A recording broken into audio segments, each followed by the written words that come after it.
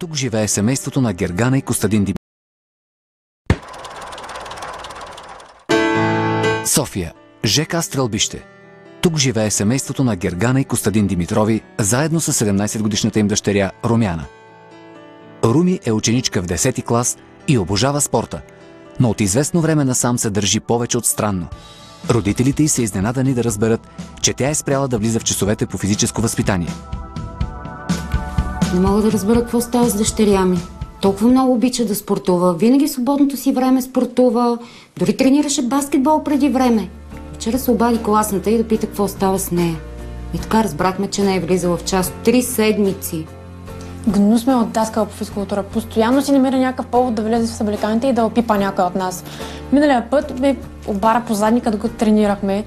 И после как се очаква от мен да влезе в час по физкултура? Гергана е шокирана от нещата, които й разказва дъщеря й. След като разбира защо Руми отказва да влезе в час по физическо, възмутената майка решава да потърси обяснение от въпросния учител. Трябваше да знам дали е вярно. Познавам дъщеря си и щом ми ги говори тези неща, значи 100% има нещо. Сега от друга страна той Крумов преподава 20 години тук, ама това не е гаранция. Затова още на следващата сутрин дойдох в училище, за да чуя неговата версия. Трябва да помагам на учениците. Може да стане някоя беля. Ще падне от козата, ще се щупи нещо. Какво трябва да седа и да гледам ли? После пак аз трябва да съм виновен. Няма такова нещо, че съм опитвал ученички. Пазил ни бил. За какво не пазим четата така?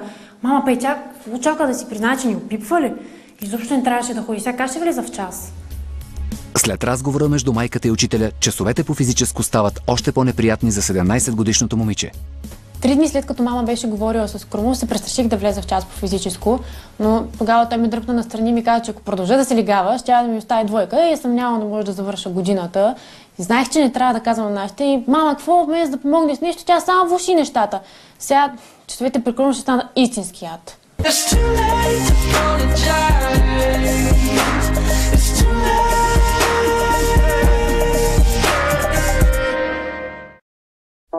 Гергана знае, че днес дъщеря й е имала физическо. 38-годишната жена няма търпение да разбере дали след като е говорила с преподавателя, всичко е минало безпроблемно. Едва успях да я накарам да отида на училище. Ох, не знам. Познавам си детето. Има нещо. 100% има нещо, но не знам. Крумов твърди, че нищо не е направил. Дано днес всичко да е минало добре. А, ето я. Руми, как мина днес? Руми, не станало ли е пак нещо? Какво те интересува? Интересуваме, защото съм ти майка. Станало ли е нещо? Станало ли е нещо в училище? Ако не си беше навираността там, където не ти е работа, сега всичко ще да е наред. Какво означава навирала съм си, но да съм те молила да ходиш при Крумов, не съм, нали? Не е нужно да ме молиш, аз съм ти майка, как ще ме молиш? Нали трябва да оправим нещата, това не е нормално. Не знаеш как го оправиш, Ника. Ти знаеш той какво ме накара да направя? Кара ме направя лицеви опори. Ти някога правила ли си лицеви опори? Правила си, ма не са ти слагали ръцете на задника ти, нали? Това вече е прекалено. Добре. Ти знаеш, аз какво изпитах тогава? Сега първо искам да се успокоиш. Не ми викай да се успокоя изобщо. И да измислиме какво да направим. Има начини, разбираш ли? Не е това начина да викаме да крещим тук. Нормал, не ти искам помощта, не ми помагаш. Абе, разкарай ми се от стаята, бе, излез, бе. Руми! Ще отидем при директора, чуваш ли? Разстроена от поредното посегателство на учителя си, Румяна се заключва в стаята си. Тя смята, че майка й е виновна за случилото се и не иска да говори с нея. Какво става? Ами забравих една флашката да я взема. Какво става? Пак ли проблеми? Пак с този Крумов. Какви проблеми става? Накарала да прави лицеви опори, ама така тук е хванал. Не. Това нещо вече не се издържа. Айде, отиваме в училище директно при... Къде му е кабинета на този? Къде му е кабинета на този? Вижте, ще отидем при директора, човек ще оправи нещата, не е нужно да се разправяме. Ама какъв директор, какво разправи? Не спокойно се, айде, отивай на училище, на работа и ще оправим нещата. Добре, до вечера ще говорим, защото сега наистина бързо има работа, но до вечера ще се разберем. Защото това нещо повече не може да се търпи. Съгласна съм. Лека работа. Чао. Не знам какво оправя. Искам да помогна на дъщеря си, но не знам какво да направя. Ако го остава баща и да отиде в училището, не ми се мисли въобще. Крумов опипва и други момичета, ама никой от тях не влачи майка си в училище. Сега аз какво да правя? Те си добре, пък аз изобщо не трябваше да каза на мама, ама все трябваше да споделя на някой. На следващия ден Румяна се среща с приятелката си Ани. Двете десетокласнички са в спортния магазин, откъдето Ани иска да си купи нов спортен екип.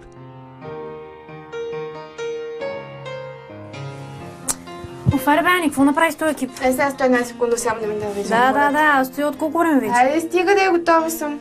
Между другото, Марата ми пише. Какво? Просто ти покажа, де. Аре, обличи се вече, писам я да чакам. Време. Готова съм. Много яко.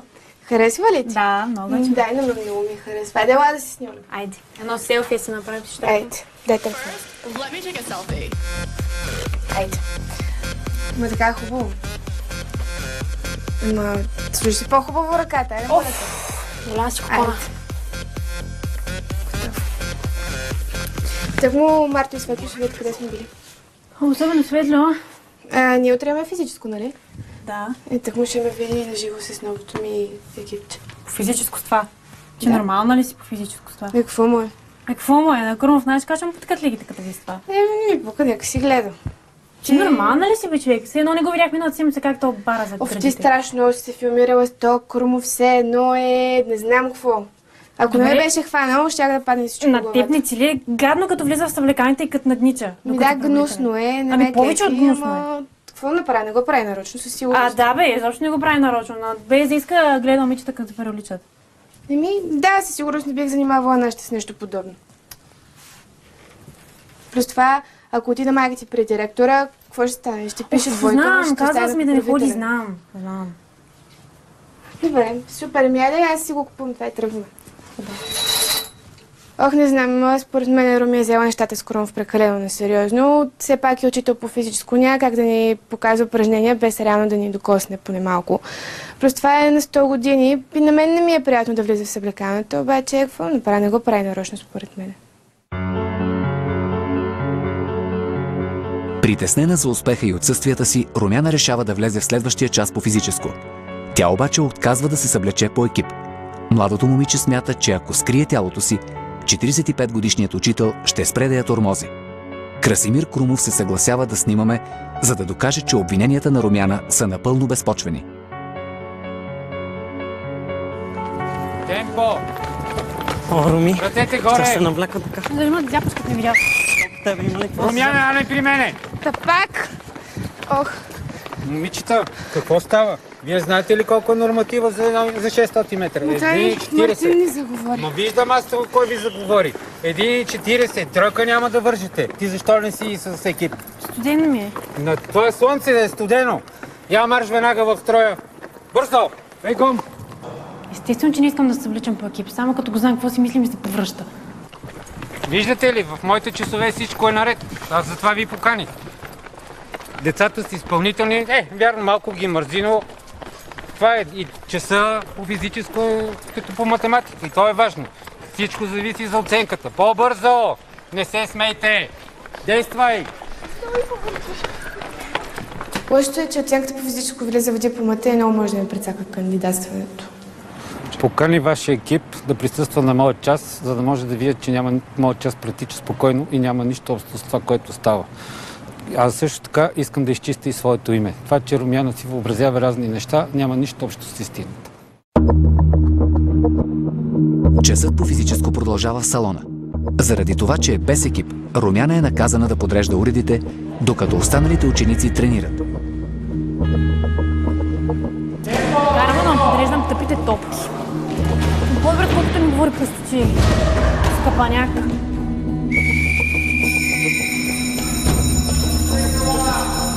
Румяна е повече от щастлива да чуе звънеца, но точно преди да тръгне към съблекалните, тя забелязва нещо, от което дъхът й спира. Че си много зле с тичането, да вземем да ходим на парка и да тренираме, за да може да си подобриш и оценката. Какво ще кажеш? Трябва да ви казва, че ще иска чудо. Това трябва да най-първо го изпълнят.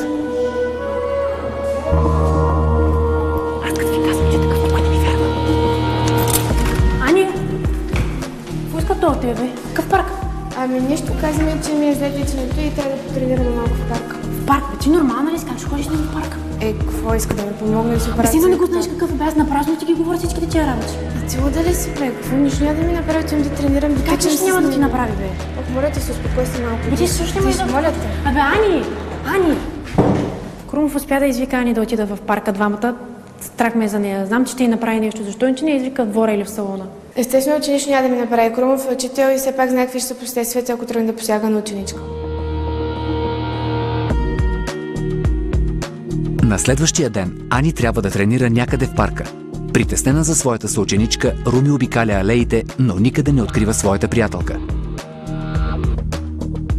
Ох, не мога да ги намеря. Разбрах се за 5:30 и знам, че е така, но вече час ги търси и никакви ги няма. Още тренират. Това не е ли тя? Да. Ани! Не, моля Чакай. те, стиви ме. Стойте тук!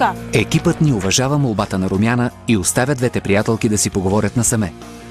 Преди да сме разбрали какво точно се е случило, от храстите се показва Красимир Крумов. Учителят по физическо не е щастлив да ни види. Разкарайте се, стипахте ми живота! Оставете ме на мира! Ще разкажа абсолютно всичко, обещавам, само че без камери и без микрофони. Стойте тук, бе! Ще кажи ми. Ами, разказвам ти в момента. Добре. Оставете ми малко.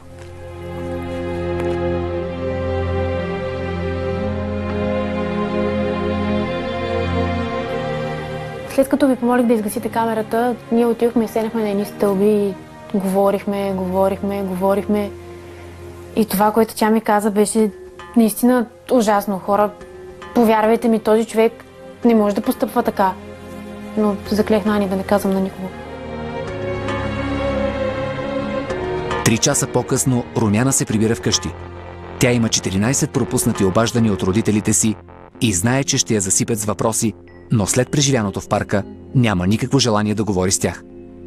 Оста, майка ми. Къде е баща ми? На работа още. Трябва да шутим стаята. Що бе, ела ще вечеряме? Руми! Какво е те сега? Руми, къде си, бе?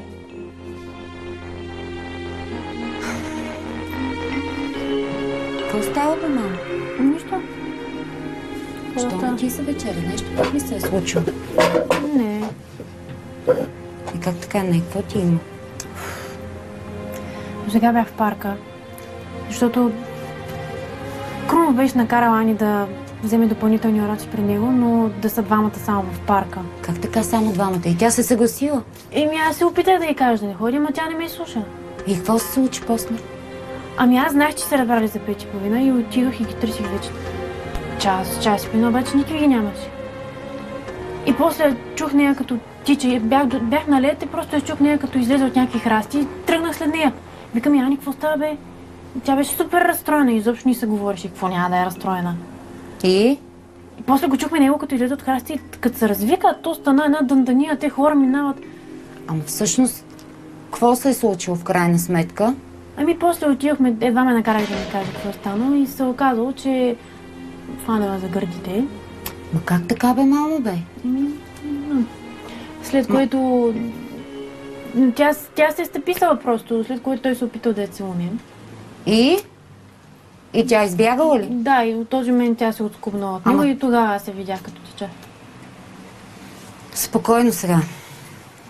Не знам, Ти знаеш тя колко оплашена беше. Чуй сега. Трябва да говоря с майка й. Не, мамо, моля те, не. Нали знаеш обещах и да не казвам нищо, моля те, мамо, наистина. Не! Обещах, не обещах. Мамо, моля те, обещах и да не казвам нищо. Остави ме нещо да ти кажа. Знаеш ли как се нарича това? Това е сексуален тормоз. И трябва да се знае за това. На първо място майка й трябва да знае. Разбираш ли? Аз ти обещах да не казвам на никого. Спокойно сега. Обещай ми, наистина ми обещай, че няма да кажеш на никого. Обещавам, миличка, обещавам. Но трябва да направим нещо, разбираш ли? Но не дей да казваш, моля. И искам и ти да се успокоиш. И ти ще си добре, и Ани, и Крумов трябва да бъде изгонен. Спокойно, миличка, спокойно. Въпреки молбите на дъщеря си, Гергана решава да действа. Тя се обажда на Стела, майката на Ани, и я моли за спешна среща в фризьорския салон. Гергана се надява, че ако обединят усилията си, двете майки по-лесно ще се противопоставят на перверзния преподавател. Стела обаче не иска да повярва на чутото. Стела, трябва да говорим. Не ти ли си? Не.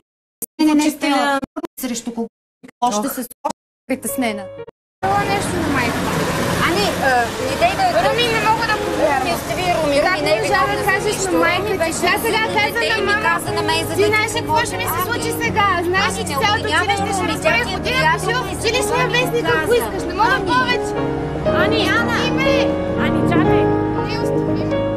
В ужас, направо не мога да повярвам. Как може? Аз си вярвах, имах и доверие. Тя какво разказала всичко на целия свят и сега аз нито в училище мога да отида нормално, нито мога да се прибера вкъщи, защото ужас направо. Аз наистина не съм го очаквала изобщо това от нея. Идеше ми да убия мама. Обеща ми да не казва на никого. Откъде на къде ще го каза точно на майката на Ани. Сега тя не ми говори. И какво няма? В нейните очи аз съм предателка. Румяна е ядосана на майка си заради неспазеното обещание. Гергана обаче е убедена, че постъпва правилно и държи да го изясни с дъщеря си. Чуваш ли ме какво ти казвам, Румяна?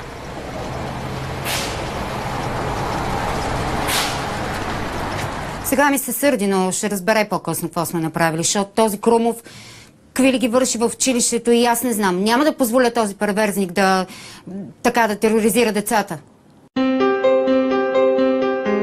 Въпреки несъгласието на дъщеря си, още на следващия ден родителите й, Гергана и Костадин, отиват на среща при директора господин Юлиан Енев. Ще видиш, че човека ще разреши случая. Айде, директор, давай направо да ходим в салона долу. Ето за това не ти казах. Няма нужда от саморазправа. Човек веднага ни прие. Не знам, ще видим.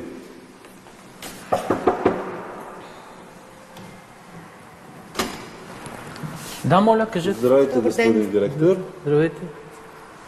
Ние сме родителите на Руми от 10-я. О, да, заповядайте. Без камери в кабинета им, моля. Руми сигурно ще ни се разсърди, че ние казахме, че ще идваме, но какво да направя? Трябва да направим нещо. Не сте запознати с случая, знаете се. Това, което чух по телефона, беше повече от обезпокоително. Затова веднага се съгласих да приема родителите на Румяна. На срещата с директора Гергана разказва подробно за случилото се през последните 3 седмици. За сексуалния тормоз върху дъщеря й, за своеволията на преподавателя по физическо възпитание. 20 минути по-късно родителите на Руми излизат от училищната сграда. Гергана чувства огромно облегчение. Аз съм напълно доволна от реакцията на директора. Разказах му за случилото се и за Ани му разказахме. Мисля, че ще си свърши работата, ще провери случая. Нали така? Да, ще провери случая. Частичко е разтегнено около ми приказки така на нощ. Абсолютно не вярвам. Не, има и повече вяра да е. Аз пък си мисля, че ще разреши всичко. И ще имаме щастлив край на тази случка.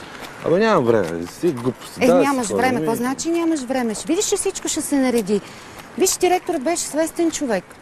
Давай да си ходим. Нямам време да се занимавам с глупости. Добре, айде. Аз пък съм доволна. Крумов е в училището отпреди аз да стана директор.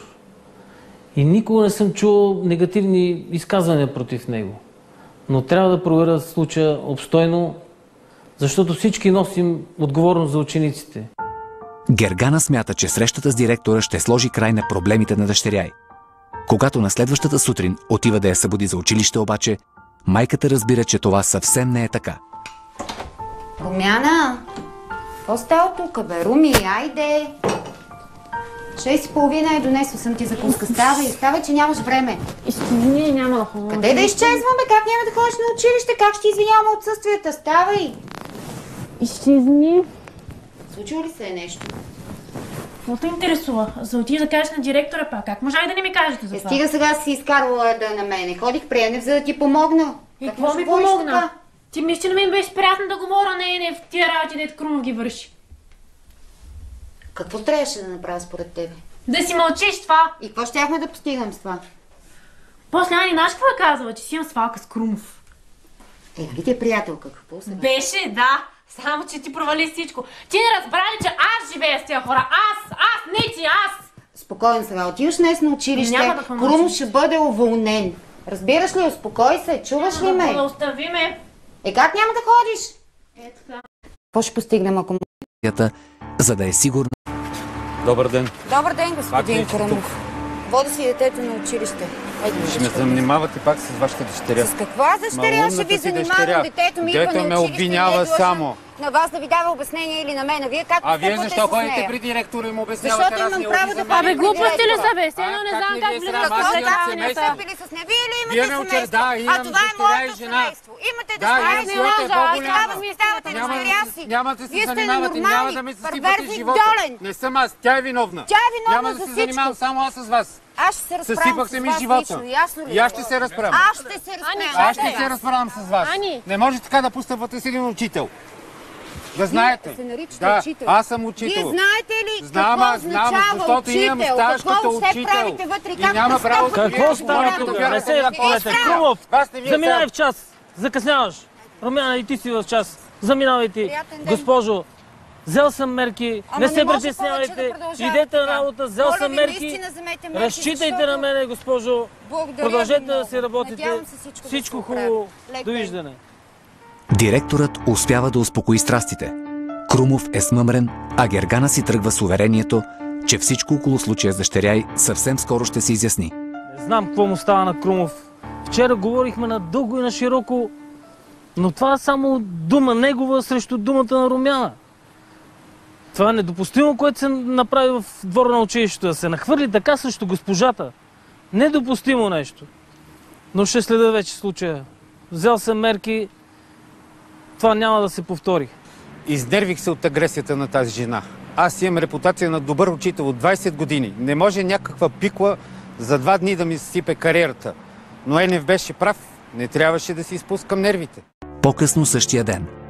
Гергана все още не знае, че сблъсъкът в двора на училището няма да е последната й среща с Крумов за този ден. Мамо, виж кой е? Не виждам, дай.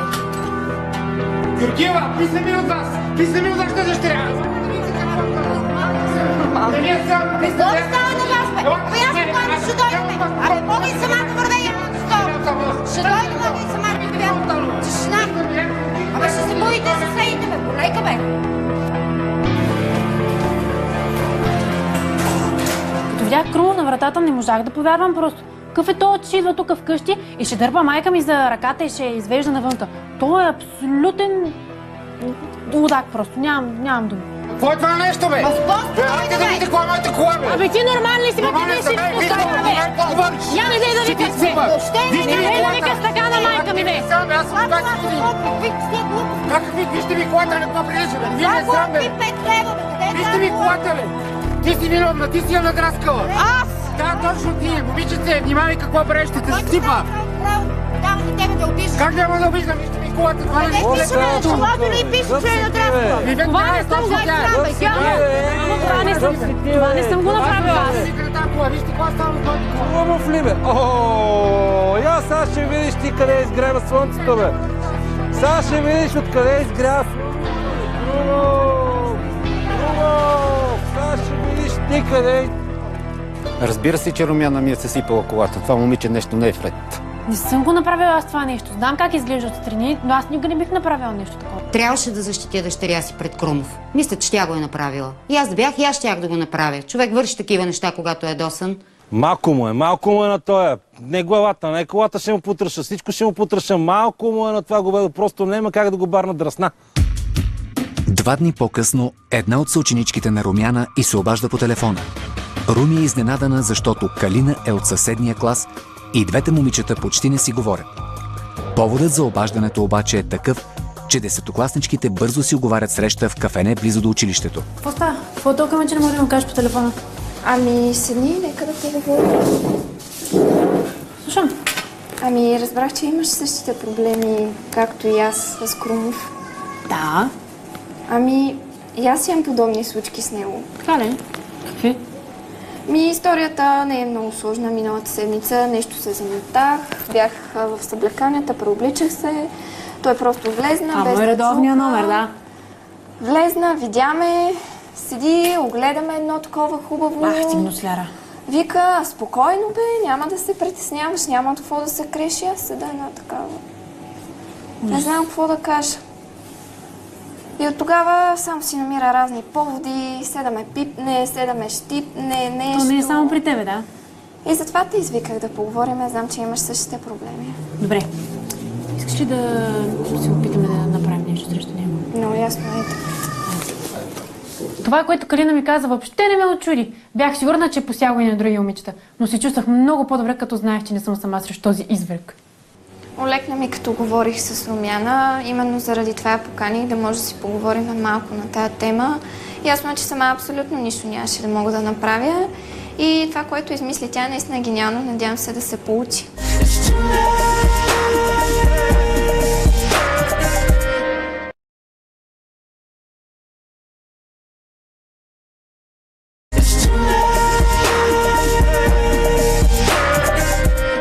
Два дни по-късно Румяна и Калина решават да заложат капан на учителя си по физическо.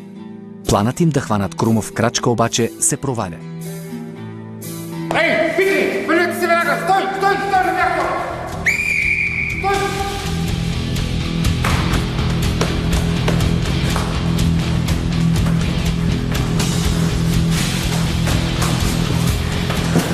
О, успяхме!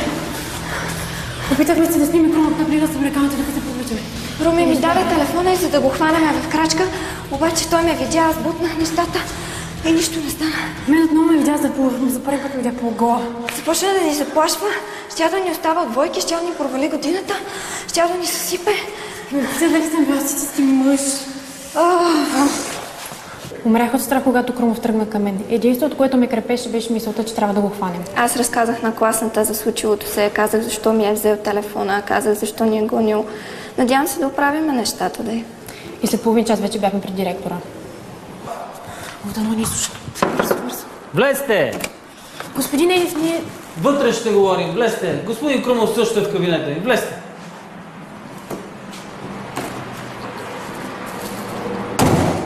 Изтръпнах, когато видях Крумов вътре.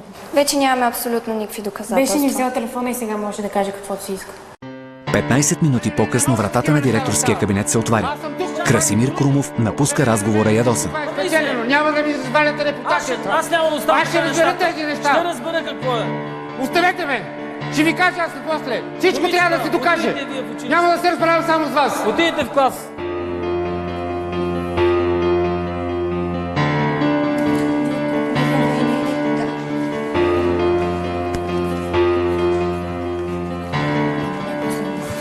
Да го махнем. Здравето ми си че ми омръзна вече. Върна ми телефона, но беше изтрил видеото. Не може. С телефони в час. Пълни глупости. Страшно ме е яд, нищо не можахме да направим. Всички доказателства отидоха на вятъра. Казаха, че ще ни изключат, ако не докажем нищо. И сега е нашата дума срещу неговата. На следващия ден, по време на голямото междучасие, Румяна и Калина научават, че опипванията на Крумов не са най-лошото, което може да им се случи.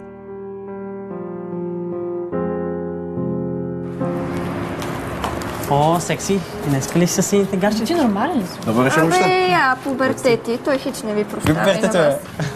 Вино, ти специално много скрити прелести ме показа. Какви прелести, бе? Вижда си, че прелести някога. По списанията само. Вчера намерихме една флашка към коридора. Да, скива какво имаше на нея. На видеото, което Мартин е свалил от флашката, ясно се виждат Румяна и нейната съученичка Ани, които се къпят и преобличат в женската съблекалня. Калина и Руми са ужасени от видяното.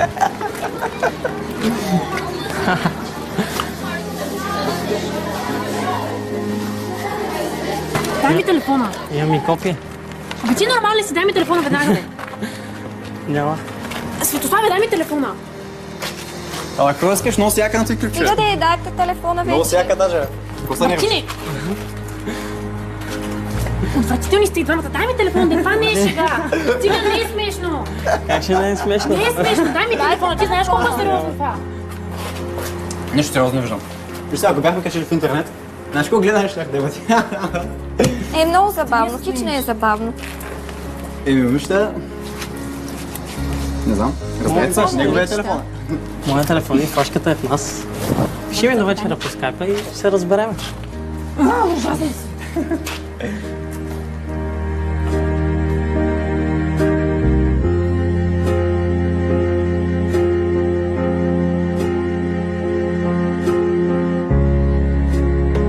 изкара много голям късмет, че ние намерихме видеото, защото ако беше някой друг, можеше да стане страшно. Потънах земята от срам. На клипчето бях чисто гола и точно Мартин да го види това нещо. Ужасно е да ти снимат без да знаеш и то всички знаем кой е направил това клипче. Това беше най-гнусното нещо, което можеше да ни се случи. Да се видим в такава светлина беше просто ужасно и кой знае колко време е продължило. И съм сигурна, че не е снимал само мен и не е Яни, а кой знае още колко момичета. Крайно време е това да се спре. По-късно същата вечер Румяна моли Мартин да изпрати видеото от флашката по скайп.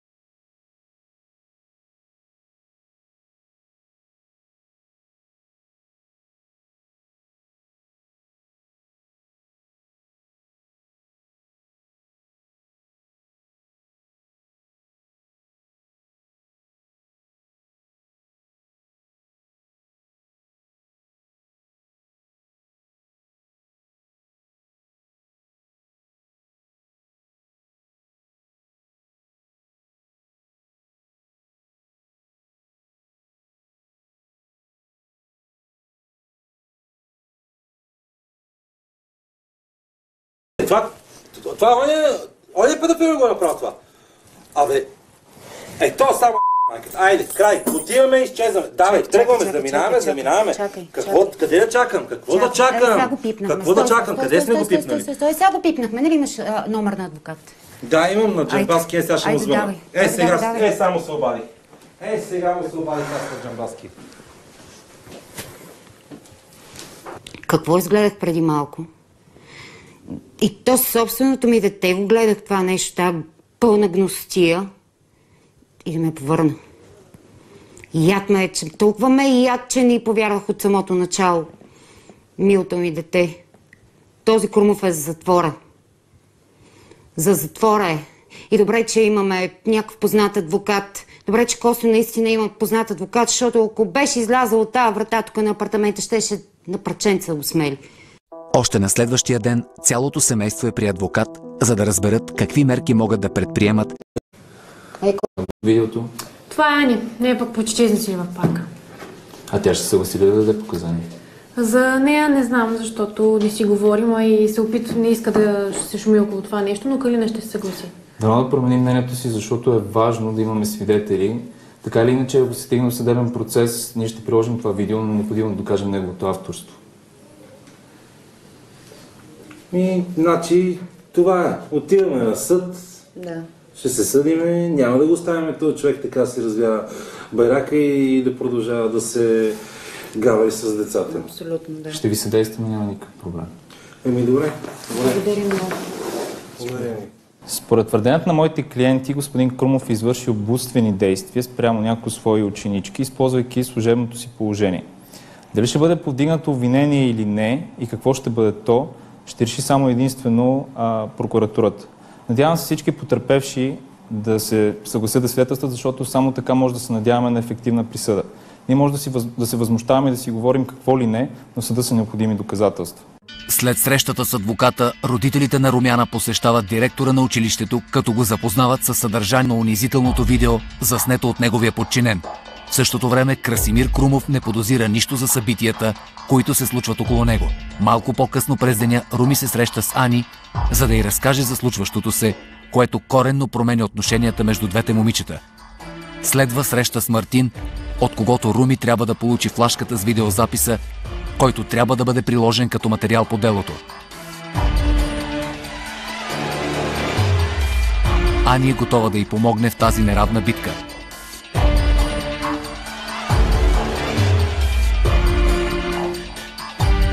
А каква ще бъде съдбата на преподавателя, ще реши съдът.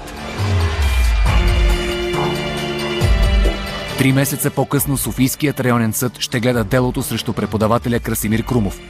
Ани вече се е съгласила да свидетелства срещу перверзния учител. Директорът на гимназията също е призован като свидетел.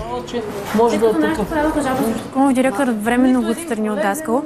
След това полицията намери видео от флашката на Светло и на Мартин. Намерих още 15 000 други видеа, в които се вижда как момичетата от африканците се къпат, преобличат се. И не само от нашия клас, но и от всичките класове. И родителите на Калина взеха също участие и вече се надявам най-после това да се получи заслуженото, защото ми писна от него. Тати. Идва. Не се смейте. Не докарахме тук да се разправяме. Качаш момичетата, не те ли сраме? Къв човек си ти? Явно сте ви намира. Ма къв човек си ти, бе? Заради вас изгубих семейство с жена и дъщеря ме напуснаха. Заради вашата смотла. Не занимавайте. Съда ще му оправдате. Аз не намеря работа. Абе, може ли такива просто ти... Абе, ей! Стой тук, бе, стой тук, ще се разберем, бе, къде ще влияш там съда? Съда ще те оправи тебе. Те съда ли мислиш, че ще си тебе? Ще оправи. Изключително отвратителна ситуация. Срамна за цялото нашето училище, най-вече и за мене. Чувствам вина. Много сигурно съм виновен и аз и ще се постарая по-нататък въобще такова нещо да не се случи. Каквото и да е решението на съда, това е голямо петно за училището. Независимо дали ще го осъдят, дали ще го пуснат. Но е тежко петно. Най-вече пострадаха децата.